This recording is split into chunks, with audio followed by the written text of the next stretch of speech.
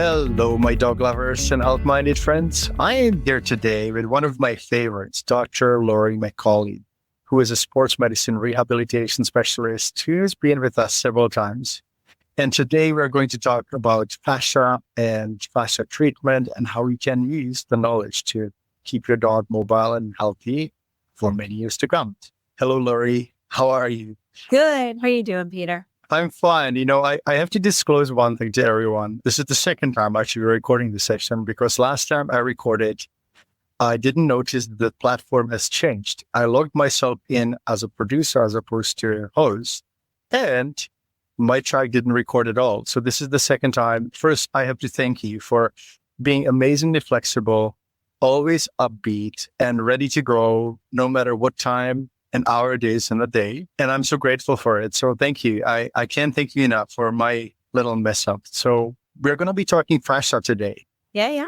Fascia is an interesting one. I've been always intrigued by the body and its anatomy and how amazingly well put together it is. And also how everything has its role and its purpose. And I would love to learn, and I would love our audience to learn about fascia and what it is and how it works and how we can improve our dog's health and maybe our own health by knowing about fascia. Absolutely. So let's start with what fascia is. Fascia is, well, there's two different types of fascia. There's dense fascia and soft fascia.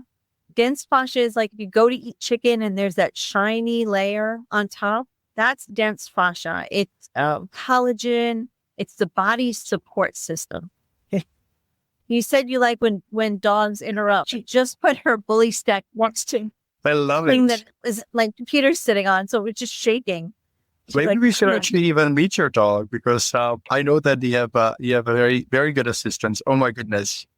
What is She's 17 weeks old. Man, oh my God. Magic. Magic. come here. And then And your other assistant, we met him before, right? Sid, or short for Sid. Yes. My amazing Yes. Sid. So going back to fascia. Yeah, there's dense fascia, which is like a whole support system. There's fascia around the brain, the spinal cord, all the organs, the blood vessels, the lymph vessels, the nerves, and everything's held together. And then there's soft fascia, which fills the interstitium. So the space between all the cells, it connects all the cells. It's like a spider web. So that's collagen fibrils.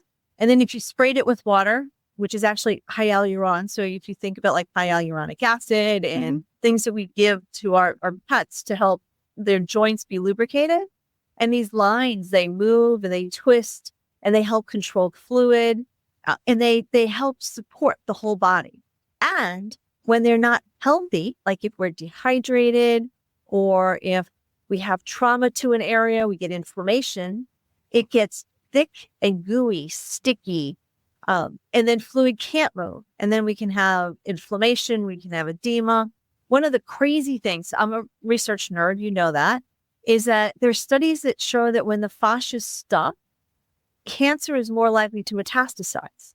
Instead of the body taking those bad cancer cells and surrounding them and getting rid of them, they get stuck in places and they start to build and grow. I'm so glad you're mentioning that because for many years, I've been convinced and I've been monitoring, examining many dogs and thousands of dogs. And I noticed when there is that stuckness, that congestion of energy, the lack of flow, that's the area that usually has more likely to come up with cancer. So you're saying that metastases are more likely to happen in that area. And I'm very much convinced that also happens with the primary tumors when there's the stagnation. And I'm glad that you're describing the fascia as tissue that is sliding and gliding and that has to be free of any congestion and that it's super important to keep it hydrated. But also I see it as a conductor of energy, that it actually guides the energy through the body because it's an electromagnetic system, our body and our dog's body, right? So it probably plays a huge role in that. Is that correct? I would think so. I don't know that I've seen any research on that in particular, but I know we talk about like the meridians. And when we look at the fascial lines, which are the dense connective tissue in lines that connect different parts of the body, it follows the meridians. Mhm. So if we believe that energy flows through the meridians, which you and I do, we can put the pieces together to say, yes, this is, the energy is flowing through these lines. And when there's a disruption in that, there's decreased energy flow. You can have stagnation, you can have deficiency, and disease or inflammation can come from that. And it's very possible that even the nourishment to the cells doesn't flow as readily if there's congestion and stuckness, because there's lack of hydration, lack of flow. Yeah. I'm a firm believer that mobility and your job and what you do is super important, not just for moving around, but also for the organ health, for the health of every organ, and also the brain and mental health. Like, it's all really tied closely together. So how does the condition of fascia affect mobility and health? Like, what is the core kind of premise or principle of that? Think about this. You do yoga, right? A lot of people do yoga. When we do yoga, we are literally stretching our fascial lines. If you are doing your yoga and you're stretching your fascia and getting things moving, you're literally working on your fascia. Mm-hmm. So with our dogs, if they don't do all the same kind of stretches, that can affect their fascia as well. Uh-huh. You'd be good. All right. So things that people can do, they can take their dog. So here, sit, put your back feet down. Thank you, sweetheart. I know it. They're going to be able to see your front. Every dog, every breed, if their back is straight and their neck is straight and their head is pointed, their nose is at a 90-degree angle. Chips, here's a cookie. They should be able to take their front leg and come up forward straight. I'm going to put his head back down where it was. Boom, right to his eye. Okay. Every dog, every breed should be able to take their front leg back. I'm going to slide you this way just a little bit and be able to point to, especially if it's like a dachshund or a corgi with short legs. More Exactly. Touching would be very difficult for a dachshund. We grew up with dachshunds, so I know exactly what you mean. And then one more is, come here, sweetheart. Every dog, every breed, with their back straight, their pelvis straight, should be able to take their back foot, have their knee straight, and bring it right up to flat neck breath level. There we go. I don't know if you can see it. It's right there. To his elbow. When they can't, it's either muscle or fascia. And remember, fascia covers every muscle. When there's tightness in the muscle and fascia, is there a way of recognizing the two? They're connected. So when we talk about myofascial restrictions, myomuscle, fascia. Mm-hmm. So it's a combination of the two. We know that fascia has about 10 times more nerve ending than muscle does.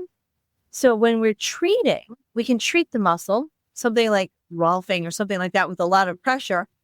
But when we use a lot less pressure and treat the fascia, we can have much faster and easier and less painful result. Not to say that rolfing isn't amazing. I know people love it.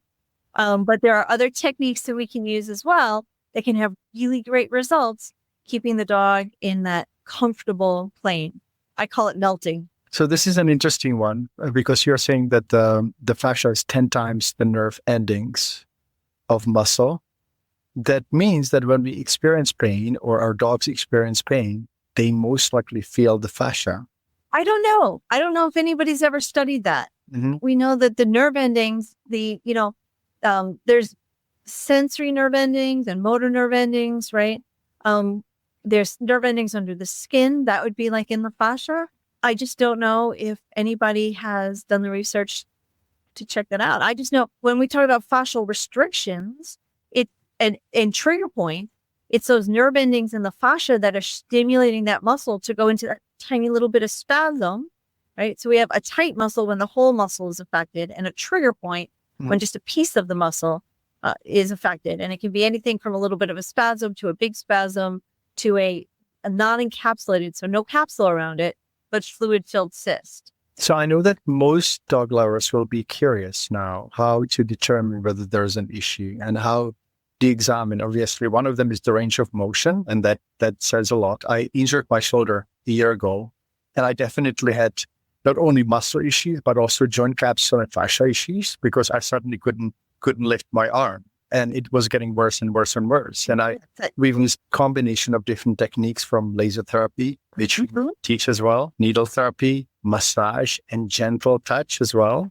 And can you give me an idea how you address it? And also, how do you decide what treatment or what technique people should seek and look for, whether they see you or another specialist or person who has experience in those treatments, or whether they can do also something at home? So the first one, how do you decide what modality you use? And second, what needs to be done by a specialist or someone who understands, and what can be done at home?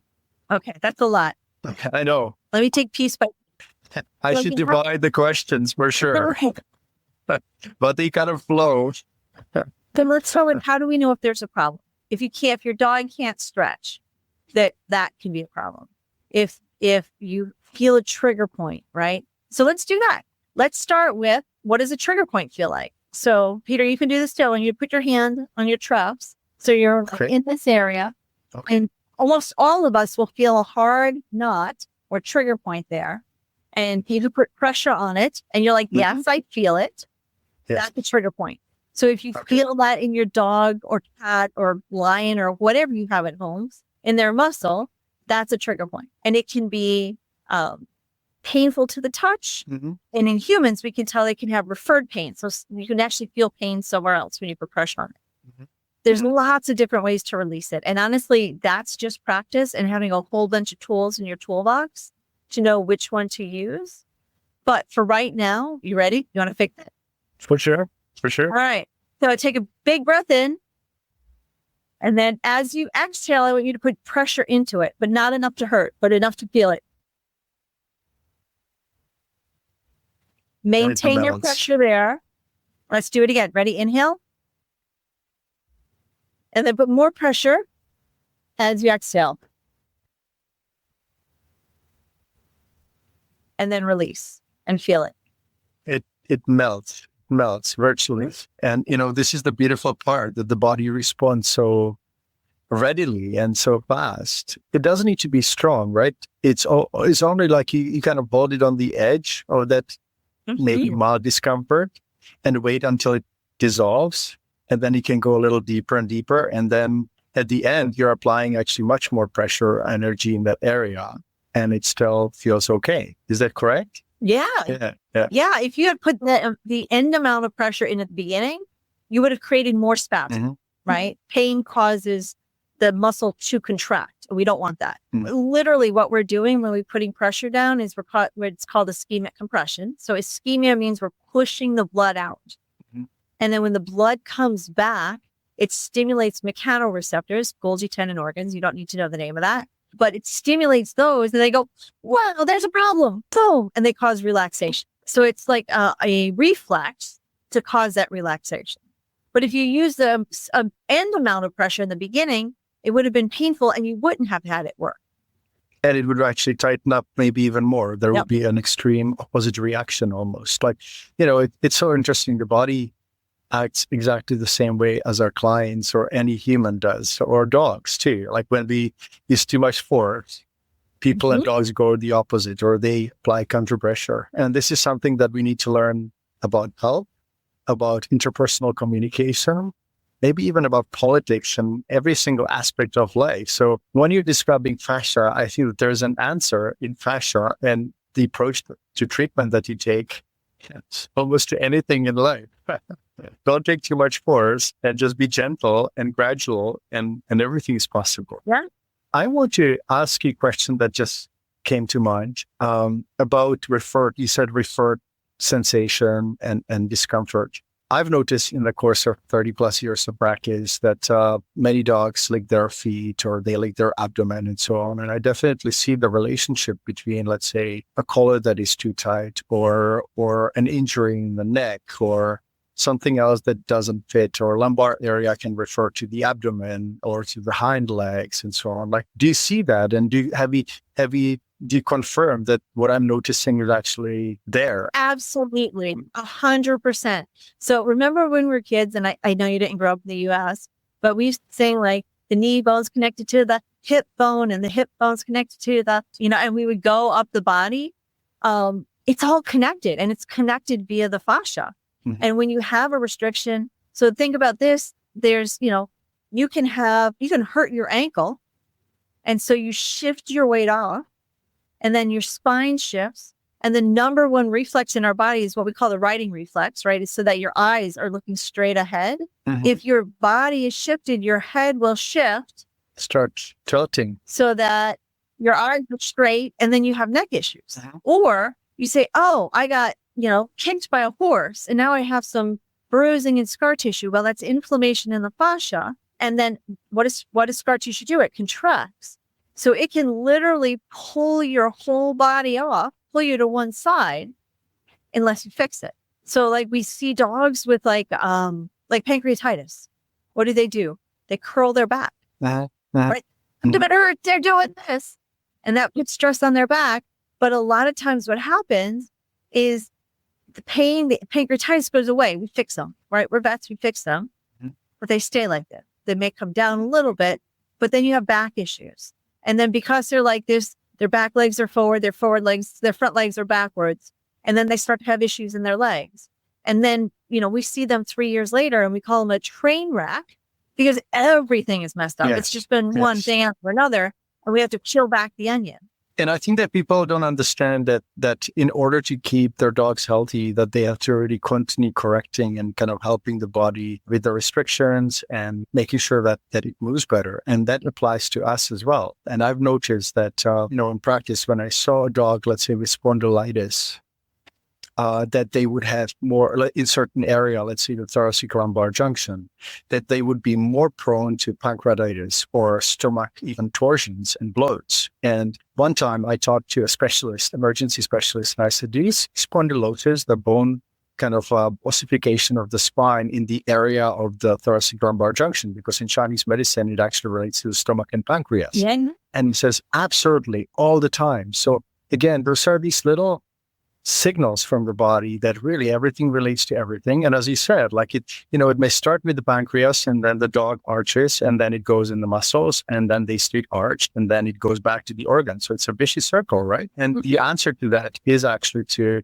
open up the spine and improve the mobility, whether it's through your work or even some supplementation that has certain mobility ingredients and herbs. There's so many ways, and this is why I love sitting here with you, because the horizon expands. Wait, can I interject there? Yes, of course. Okay, so yes, it can. People like me can work on people's dogs, but we're talking to pet parents here. If they want to, they can work on their dogs. And as you know me, I'm an educator. I'm going to throw a plug in right here. On August 28th, we have a whole webinar with me, but more importantly, Jan Huntingford, who is going to talk even more about fascia and teach ways that people can work with their dogs. And then we have the course coming out that people can learn about lots and lots of different ways using tools and tuning forks and all kinds of really cool ways that they can do it themselves at home without even having to go to the vet.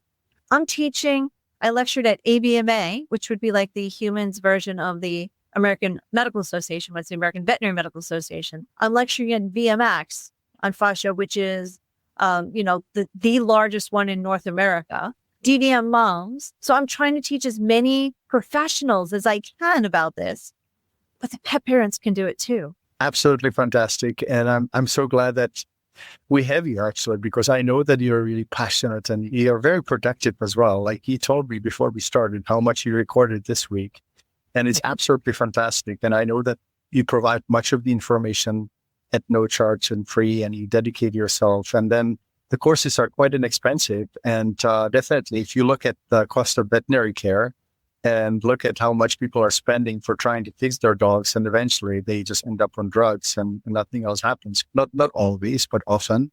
This is an amazing opportunity, everyone, to join Dr. Laurie and Dr. Jen on August 28th at 8 p.m. Eastern Time. And the webinar is going to be called Fascia Fun, Vital Points for Mobility. So We'll also post the notes or the info in the notes. And if you're watching this webinar or this recording after August 28, 2024, there's going to be evergreen version that is going to be available after this webinar. Is that correct? Yeah, absolutely. So that everybody can watch it. Amazing. What I live by is empowering people, optimizing pets. I tell my clients the more, and this may sound horrible, but everyone gets it. The more I can teach people, the less I have to see them. Mm-hmm. Not because I don't want to see them, because they all love their dogs and they're wonderful and wonderful people. But that means I can help somebody else. There's a limited amount of time. Exactly. And this is something that people often don't realize, that we love doing this because we can affect more lives. There is nothing worse for me than seeing a dog on a dog walk that I know could be helped immediately. And often I kind of sass the situation out and see whether I can actually pitch in a little bit in a gentle way. People don't like to be criticized. They don't like to be told what to do. So usually I start with something like, oh, your dog is beautiful. You must love it, right? And as soon as I say that, then I can say, hey, this collar, maybe, I've learned about harnesses and I know that they're really good and they prevent neck injury. So I don't even tell people that I'm veterinarian sometimes because as soon as you say, oh, I'm a vet, so I'm going to tell you what to do. It doesn't really work that way. What is your experience with, with just kind of going day to day? Like, how do you feel about seeing dogs that could be helped so easily? Like, I find it so frustrating. I find that I can, and I teach my students because I've had interns from all over the world. I teach them we can help people and we have to let it go if they choose not to listen. Mm-hmm. So all you can do is educate, right? And then it's their choice. And we can't not sleep at night because they chose not to do something for their dog. But the more we educate, the more people understand it, the more it becomes, 50 years ago, the dog was an outside pet. Nowadays, my dog sleeps in bed with me under the covers, and half the time he's got his head on my pillow, right? I wake up and his nose is like right there. I'm like, good morning, sweetheart. It's the best. It's the best time. I just see dogs such a gift to us, to the world, because usually I'm sure that you've experienced it too, that dogs teach us all the time, whether it's about health or about life, what is important, what is not important. But in your case, and the case of rehabilitation, I'm sure that when people see the difference that you make in their dogs' lives, then they take the knowledge and reapply it to themselves. So it's like a double effect, double goodness. Yeah. So a lot of my clients are agility clients. I take care of everything from paralyzed dogs who have back issues to geriatric dogs, all the way to the sporting end, high-end, World Cup or World Team agility dogs. And there is nothing more gratifying than having somebody come and say, Laurie, my dog is knocking bars, or his time is down like 2 to 3 seconds, which is crazy, right? Because dogs win or lose with 1/100 of a second. Working with the dog and having them come back the next day, like not a month later, the next day, and saying, oh my God, Laurie, he won every event he went into today. Every single one, first place. You can't tell me that what we're doing doesn't make a huge difference. And that might be like the difference between winning and losing in agility, but that might just be my couch potato dog can now jump on the couch again, or can now jump in the bed again. Or my dog who used to go for like 5-mile runs with me, we've only been able to go for half a mile. And now they're running and they want to go for 1 mile, 2 mile, 3 mile, and we can build the muscles back up, right? They feel better. I can imagine how fun it is to see these amazing dogs actually running better and the gratitude of their people when he actually do your magic. And I've experienced how amazing your work is because you taught me about laser therapy and how to use laser at home. And we basically have been able to have Pax recover in a speed that I didn't expect. Pretty much within a few weeks, he was like a different dog. And, his situation was really heartbreaking because he's a young, strong dog. And when he was about 18 months, I neutered him. And about 3 or 6 months after he got neutered, he started to get injured. for those people who haven't read my blog, he started to get injured. And it took us 2 years to run across your work and learn about laser therapy and fascia treatment and all that. And we also added hormone replacement therapy, which in dogs now is super important as part of the healing process, because we know now that the absence of hormones like testosterone, estrogen, and other hormones in females leads to different injuries. Can you tell us about that? Because I know that you've mentioned that in the past. Yeah. So I can tell you that in the research that it's shown that dogs that have early spay and neuter, or even just are spayed and neutered, are more likely to tear a cranial cruciate ligament, are more likely as they grow to have hip dysplasia, and then later on hip arthritis. There's medical things that we can see that we don't see as much in our intact animals. And some people may think that we are promoting or suggesting that dogs should not get neutered. And this would be really problematic, right? Because there's a lot of homeless dogs and so on. So this is not to say that I suggest not neutering dogs, especially in situations where they could accidentally breed. But there are methods that actually spare the hormones. Ovary sparing spay, vasectomy in male dogs. And what I've noticed as well, and in the Czech Republic and in Europe, where I spend a lot of time, dogs seem to be actually not aggressive, despite the fact that they're not neutered. They seem to be socializing really well, and they're socially adjusted. So the idea that unneutered dogs are aggressive, I think, doesn't really stand in real life. And my experience is that many neutered dogs actually start having behavioral issues, whether it's fearlessness or aggression. And the research, again, that you've mentioned suggests that the luteinizing hormone that gets elevated after dogs get neutered and spay affects the brain centers like hippocampus and amygdala. And those are the emotional centers of the brain. So there's so much that we still have to learn, but we're going to go back to the joints because people will definitely be interested in hip issues and cruciate ligament issues. Can you tell me what your opinion is? Yeah. So let's look at pictures, because I'm a huge believer that if you see something, you'll understand it and you'll remember it more, right? And the teacher, right? So teacher and healer. So this is a normal, healthy joint. So you have bone, and then the little blue line there is cartilage. You have joint fluid, cartilage, bone. You have your joint capsule and your ligaments around here. And when you have inflammation, it can be trauma, it can be instability, it can be from diet, right? Diets can cause inflammation in the body. What happens is the joint fluid thins. So instead of being a nice thick cushion, it gets thinner. It's like having motor oil and pouring sugar in it, right? It's thin, and then you get starting to get grinding. The cells that make the inflammatory mediators, the cells that create the inflammation, live in the joint capsule. So that becomes thickened. The joint capsule is what gives the nutrients into the fluids, which allows the cartilage to get nutrition because there's no blood supply to the cartilage.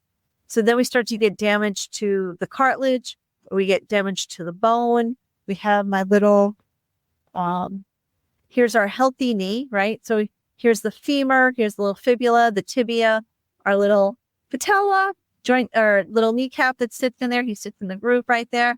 This is the cruciate ligament. Cruciate means cross, and I can show that way up there so you can see it, that little cross. And it prevents the knee from coming forward, the tibia from coming forward. And when we get inflammation, those ligaments are literally inside the joint. So when we have inflammation in the joint, it starts to pop the little tendrils. Like little fraying, right? Like little, Right. Let's say if you have a leash or rope, it starts fraying and then eventually it tears. And then it looks like that. Ouch. We can see the inflammation. You have damage to the bone. The cartilage wears away. There's a fat pad in here that gets pushed out and gets squished. It changes the whole mechanics. And then we get tearing with the cruciate back there. And the fascia supports everything, right? There's fascia. We talk about a periosteum, so fascia around the bone. There's fascia around the ligaments. There's fascia around the muscles, the tendons, all of that. That gets inflamed. And remember, we said the fascia helps control fluid. So those inflammatory mediators, those chemicals that are causing the inflammation, can go into the joint. It can inflame the tissue around the joint, and then you get stiffness. So if you've ever gotten up and you're like, oh, right, and you're, oh, the little discomfort in my knees, that's all inflammation, right? And then we talk about How do we get rid of inflammation? Yes, we treat the fascia. We talked about laser, right? We have you lasering pack. Supplements. The number one supplement in the research for decreasing inflammation is omega-3 fatty acids. And you have a product, right? Your joint butter has omega-3s in it, right? Yes, you're right. I've been a nutrition nerd since I was about 18. I actually cured my allergies by going to the library and looking at books on microbiotics. So I've been always really interested in nutrition. Since I started, I always see nutrition as the building blocks. Nobody would expect actually to build a bike without the parts or build a house without the parts. And our food is depleted and we are not roaming freely and our dogs are not roaming freely. So the nutrients are not getting in our body as they should be. And so that's another kind of like, it's almost like a chain reaction. You're talking inflammation, you're talking the injury of the ligament, but also when the nutrients don't get in the joint or when they're absent, when they're not available, the body can't heal. So I'm a firm believer in omega-3 fatty acids. I take 3 grams a day and I give packs or good dose, double dose every day. When it comes to the mobility supplement, joint butter and joint powder, which is going to be launched in August 2024, if anyone is listening and wondering where it is, we put 13 and 15 ingredients. Joint butter has 15 ingredients and joint powder has 13 ingredients that are studied and science supported to promote mobility, glucosaminoglycans, perum muscle, boswellia, and many other ingredients. When we launched the product, I was holding my breath because I'm thinking, okay, I put my heart and soul in it, but is it going to work? And as the reviews started to trickle in, I knew that we are on the right track. And together with you, this is not just about nutrition. This is not just about, rehabilitation. It's putting all the different pieces together. And again, we must not forget the importance of hormones in neuter dogs and how they affect our joints and the body.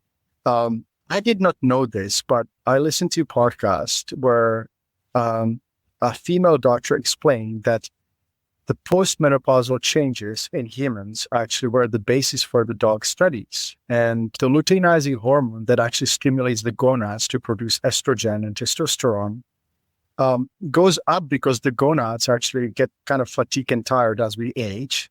And the luteinizing hormone is capable of latching onto the receptors in joints and our tissue, causing inflammation. I didn't really know that, but Dr. Michelle Kutzler, who is an amazing researcher and who's done these studies, found these receptors in the cruciate ligament area or in thyroid gland and other joints and tissues. So I thought that by the age of 60, I will stop learning and just retire. But I feel like I'm just starting to understand medicine. Do you feel like that sometimes that just comes all together? The more we know, the more we realize we don't know. I know that you are teaching both veterinarians and also dog lovers, pet parents, how to keep their dogs mobile and healthy and long living. Can you tell me more about your website and how you put it together and what people can find? Yeah, I would love to. Thank you, Peter. So it started with, I taught the certification course for vets, techs, and physical therapists for 14 years. And then when I stopped doing that and moved to North Carolina, I couldn't not teach. So I thought, what can I do? Well, how can I help the world? How can I empower people to help the pets? And I started with a laser course. I've been teaching on laser, oh my gosh, since 99, 2000. So a very long time. And I see things different ways. So I get really significantly better results than some of the other people, just because of the way my brain works and how I do it. So I created optimum laser therapy for veterinarians. And then so many, literally 70 to 80% of my clients have their own laser. And they're like, well, you have this course. Can I take this course? And some of them did, but it's a little bit over their head. Mm-hmm. So I created at-home laser therapy so that the people that have lasers can get the results I have, different probe positions and body positions and things like that, and understanding how to use the tools that they have to get the best results. I created optimum geriatric exercises. And actually, that's an amazing story. And I may have told you this, so forgive me if I'm repeating myself. I adopted Sid because I fell in love with him. And I said, oh my gosh, you have straight knees, straight shoulders, and a long back. I'm a rehab vet, right? I'm not going to allow you to have a shoulder injury, a cruciate injury, a back or psoas injury. So I created an exercise program for him so that I would stabilize all those things. And then it worked out really well. I shared it with a bunch of my friends in the rehab world. And they were like, oh my God, Laurie, this is amazing. You need to share this with everybody. So thinking, okay, well, who would need the stability the most? So we called it optimum geriatric exercise. But it's 24 exercises that any vet could take and use that for everything because it's safe, applicable for a 16-week-old dog or even younger, all the way up to a 16-year-old dog, all the way from a frail dog. I have levels in it up to for like athletes, all different challenge levels. In fact, I had Laura Fern, one of my dear friends, had an agility dog, a Sheltie, who was 9 or 10 when she started the program. And she said, oh my God, Laurie, I thought my dog was strong. She does agility. She does herding. She runs, she swims.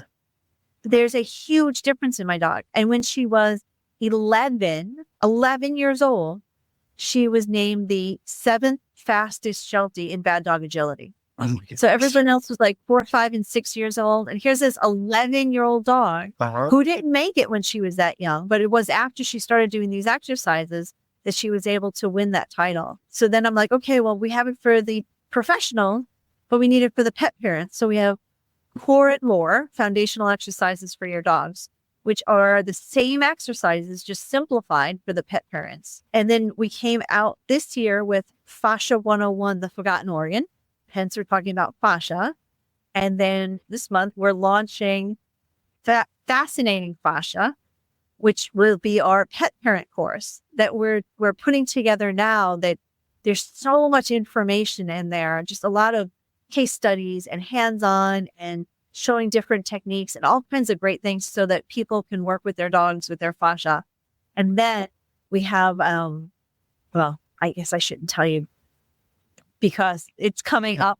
But in a couple of months, we have another course coming up that I'm super excited about. Well, that this means that people need to subscribe to you because they can miss something very, very important.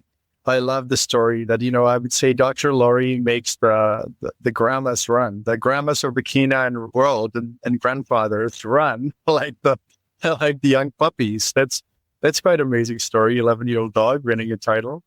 And, you were saying that people often don't believe how weak their dogs are because, they're high levels sport dogs. But I experienced something like that myself because we got this piece of equipment, which is called Tonal at tonal.com. It's like an exercise wall that is absolutely fantastic. I would recommend it to anyone. And this is not a sponsorship. I'm just saying that because I love it. And my strength has increased by over 100% in the last 2 years. And now there's new research coming out saying that lower body strength, and in dogs is probably rear end strength, is super important, and it kind of correlates with longevity and overall health. So it's so important for people to be open-minded about their dogs and how much they need to not only go for walks on a flat level, but going uphill, going downhill, doing agility, and probably using some sort of exercise cushions and core strengthening and all that. Well, it's true, right? We have the type 1 and type 2 muscle fibers, and type 2 muscle fibers atrophy as we age. So they get smaller. We have sarcopenia, right? So the muscle itself turns into first fat and then fibrous tissue, which is why you don't have bulky guys when they're in their 80s. It's a natural thing that happens, but we can slow it down.